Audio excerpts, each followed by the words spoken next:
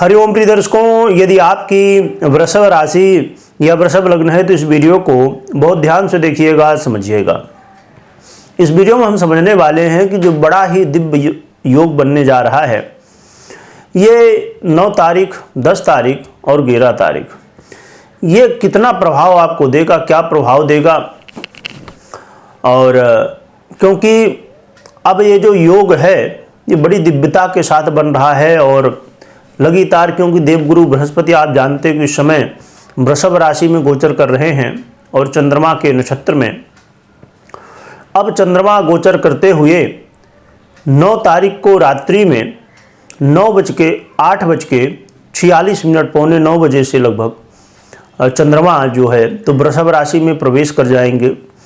फिर 9 तारीख, 10 तारीख और 11 तारीख को 23:54 यानी कि रात में 11:54 तक वृषभ में ही रहेंगे और क्रमशः सूर्य और स्वयं के नक्षत्र और मंगल के नक्षत्र में गोचर भी करेंगे और चंद्रमा वृषभ में होंगे यानी उच्च की अवस्था में होंगे। और वृषभ राशि आपकी ही है और आपकी ही राशि में चंद्रमा और देवगुरु बृहस्पति दोनों गोचर कर रहे हैं और ये जो योग है आपके लग्न में ही बनने जा रहा है, जो कि बड़ा ही दिव्य भाव, सबसे महत्वपूर्ण भाव जो है तो माना जाता है। तो ये योग जो है ना तो बहुत ही दिव्य है, क्योंकि इस योग में देखिए, आप विचार करिए कि चंद्रमा उच्च चुके होंगे और क्रमशः सूर्य और अपने और मंगल के नक्षत्र में गोचर करेंगे, ज़्यादा अपने ही नक्षत्र में गोचर करेंगे और साथ में देवगुरु बृहस्पति खुद चंद्रमा के नक्षत्र में होंगे।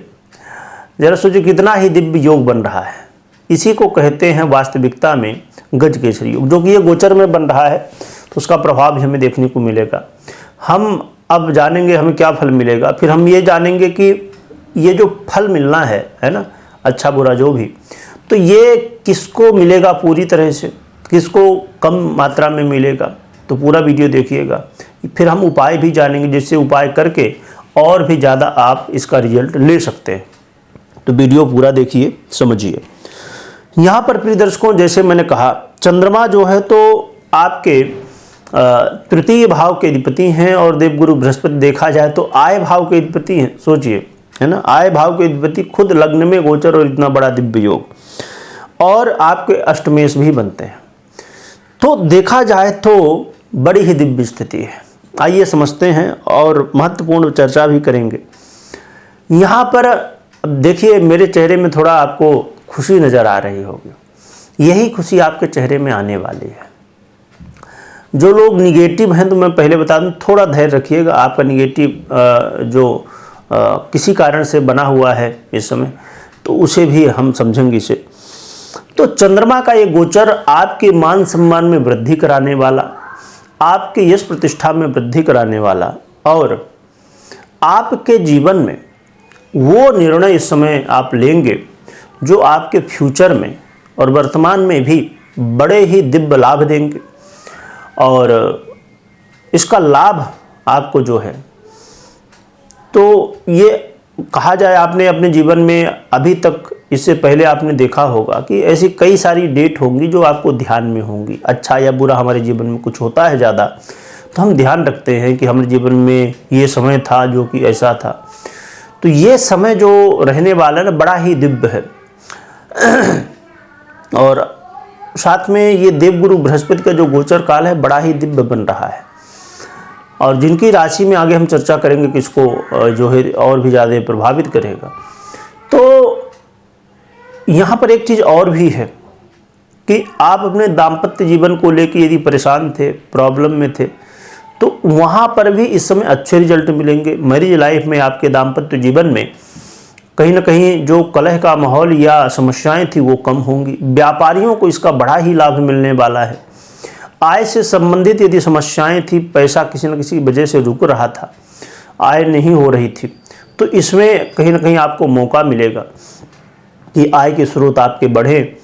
और साथ में यदि आप परीक्षा प्रतियोगिता में हैं, कोई इंटरव्यू दे रहे हैं, तो इन क्षेत्रों में भी आपको सफलताएं देखने को मिलेंगी।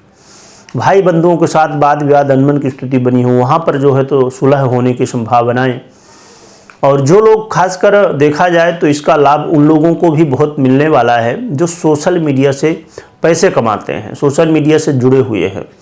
तो इस समय आप देखेंगे कि अचानक आपके, चाहे आपका यूट्यूब चैनल हो या फेसबुक या इंस्टाग्राम या बहुत सारे जो भी आपके स्रोत हैं ऑनलाइन के या सोशल मीडिया से आप जुड़े हुए हैं और यहाँ से पैसा कमाते हैं, काम करते हैं, तो आपको अचानक ग्रोथ देखने को मिलेगी इस समय पर। और एक चीज़ और भी जो है तो यहाँ पर समझने की है, कई बार जड़ होती है जो, उसे हम पहचान नहीं पाते हैं, खाली हम फल देखते हैं। तो कई बार जैसे अभी ये समय बहुत अच्छा है, दिव्य है, तो इस समय आप ऐसा कोई निर्णय ले सकते हैं। जैसे अब मैं क्रिएटर की बात करूं, क्योंकि आप ये वीडियो देख रहे हैं तो कोई ना कोई क्रिएटर, बहुत सारी वीडियो आप देखते हैं तो क्रिएटर कोई ना कोई बनाता है। तो यदि आप क्रिएटर हैं तो इस चीज़ को समझ पाएंगे। जैसे आपका चैनल या पेज है, तो जब आप देखते हैं कि मेरी ग्रोथ हो रही है आज, है ना, तो वो आज का ही खाली ग्रोथ नहीं है। आपने जो पहले से कभी न कभी ऐसा समय रहा होगा, कोई न कोई ऐसी वीडियो आपकी हो सकती है इस समय कि जैसे आपने देखा वो पहले आपने बनाया था पर इस समय ग्रोथ हुई है उसकी, तो वो कंपाउंडिंग होता रहता है ना।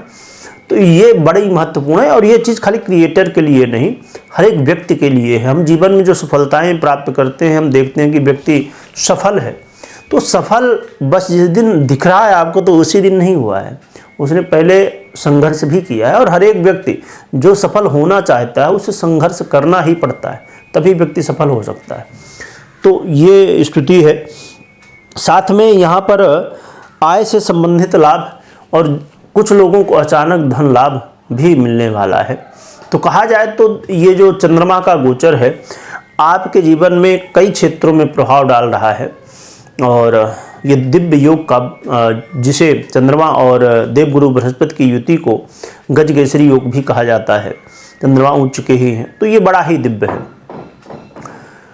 अब रही बात कि किनको ये फल कम मिलेगा या ज़्यादा मिलेगा, तो जिनकी जन्म कुंडली में सेम स्थिति है, या कहा जाए कि देवगुरु बृहस्पति चंद्रमा की युति हो और गजकेसरी योग बना हो और साथ में मजबूत गजकेसरी योग बना हो, तो भी उनको लाभ मिलेगा। या चंद्रमा और देवगुरु बृहस्पति आपकी कुंडली में अच्छी स्थिति में है, भले गजकेसरी योग ना बना हो, और उनकी दशाएं या महादशा या अंतरदशा में ये हों, तो इसका भी लाभ आपको विशेष रूप से, ऐसे लोगों को विशेष रूप से जो है तो विशेष ज़्यादा लाभ मिलने की संभावनाएं बढ़ेंगी। परंतु जिनकी जन्म कुंडली में ये कमज़ोर हैं, पीड़ित हैं, उन्हें कम लाभ मिल सकता है। ऐसा नहीं कि नहीं मिलेगा, पर कम मिल सकता है। तो ये जो है तो रहेगा। और साथ में ये भी बात हमेशा ध्यान में रखिए कि यदि आपकी जन्म कुंडली में, कई बार आपने देखा होगा बड़े ही दिव्य योग बनते हैं, परंतु आपको थोड़ी उससे रिलेटेड चीज़ों को समझना भी होगा। अब जैसे हम उपाय भी जान लेते हैं, उपाय की भी हम चर्चा कर रहे हैं और ये समझने की भी बात है। उपाय में जैसे अभी आपको क्या उपाय करना है वो भी मैं बता देता हूँ। उपाय में जो है तो एक तो आप बड़ों का सम्मान करिए, गुरुजनों का, माता पिता का सम्मान करिए, आशीर्वाद लीजिए। इससे आपके देवगुरु बृहस्पति और चंद्रमा मजबूत होंगे, जिससे अच्छे रिजल्ट मिलेंगे। साथ में दिनचर्या को बेहतर करिए, खासकर रात्रि में जल्दी सोइए, सुबह जल्दी उठिए। साथ में आप जो है तो नित्य अपनी आदत बना लीजिए, खाली ये 2 दिन के लिए नहीं, हमेशा के लिए, कि नित्य मंदिर मुझे जाना है, कहीं आसपास मंदिर हो जाइए। अब कुछ ऐसे लोग हैं, मेरी जब बात होती कई बार तो लोग बताते हैं ऐसे ऐसे आउट ऑफ इंडिया या ऐसी जगह में रहते हैं कि मंदिर बहुत दूर होता, 50 किलोमीटर है, या ऐसे कई ऐसे देश हैं कि जहाँ पर है ही नहीं।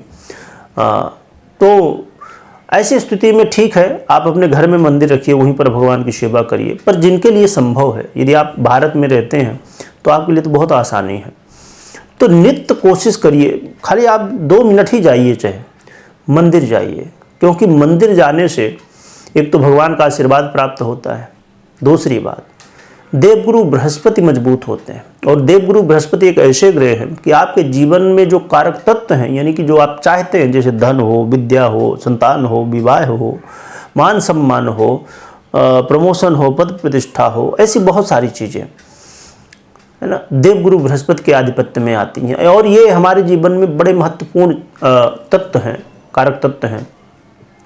तो इसलिए हर दिन हमारे सनातन में जो एक सिस्टम बनाया गया, पहले लोग इस चीज़ को फॉलो करते थे। अब जैसे मैं अभी मुझे थोड़ी सी ये बात जो है तो ज्योतिष से हटके है परंतु बड़ी काम की है। मुझे थोड़ा सा चश्मा लगता है, वैसे मैं लगाता नहीं हूँ, तो थोड़ा ऐसा महसूस हो रहा था कि नज़र थोड़ी कमज़ोर हो रही है। तो उसमें मैंने रिसर्च किया थोड़ा, तो पता चला कि सौंफ खाने से आँखों में इम्प्रूवमेंट होता है, नज़र अच्छी होती है। तो अब देखिए हमारे पहले परंपरा में क्या था, लोग भोजन करने के बाद सौंफ थोड़ा सा खाते थे, है ना। तो अब आज के समय में लोग क्या राजश्री गुटखा सब नहीं खाते, कुछ लोग ऐसे हैं तो लोगों की जो गलत आदत हो रही है, इसकी वजह सौंफ खाओ, उससे आपके आँखों को भी आराम होगा और मुखवास भी हो जाएगा और भी बहुत सारे उसके लाभ हैं। तो जो सनातन की परंपरा एक छोटी सी छोटी परंपरा है, तो वो बड़ी ही लाभदायक है और आज भी उसका यदि हम पालन करें तो बेनिफिट मिलता है। तो ये उपाय आप कर सकते हैं, मंदिर जाइए और भगवान भोलेनाथ की आराधना करिए, है ना। ना संभव हो मंदिर जाना तो फिर घर में ही करिए। तो ये कर सकते हैं, बड़ा ही दिव्य इसका लाभ आपको लेना चाहिए, मौका नहीं छोड़ना चाहिए। और एक बात और भी जो मैंने कहा था कि जो लोग निगेटिव हैं उनके लिए, कि आप सोचते हैं कि मेरे जीवन में बुरा ही हो रहा है, मेरी राशि खराब है, मेरी लग्न खराब है, ये है वो है, छोड़ दीजिए। जैसा आप सोचते हैं वैसा बनते हैं, पॉजिटिव सोचिए। कई बार ग्रह स्थिति इसमें उतनी अच्छी नहीं होती, तब भी मैं कह देता हूं कि बहुत अच्छा है, तब भी मैं कह देता हूं कि नहीं, आपको अच्छा करना चाहिए। क्यों? क्योंकि यदि आप पॉजिटिव सोचोगे तो पॉजिटिव रहोगे और जीवन में भी पॉजिटिव होने वाला है ना। तो ये चीज़ का ध्यान रखिए। तो बहुत बढ़िया योग संयोग है, लाभ लीजिए। कमेंट में ओम नमः शिवाय लिखिएगा, लिखने के साथ स्मरण करिएगा। वीडियो देखने के लिए बहुत बहुत धन्यवाद।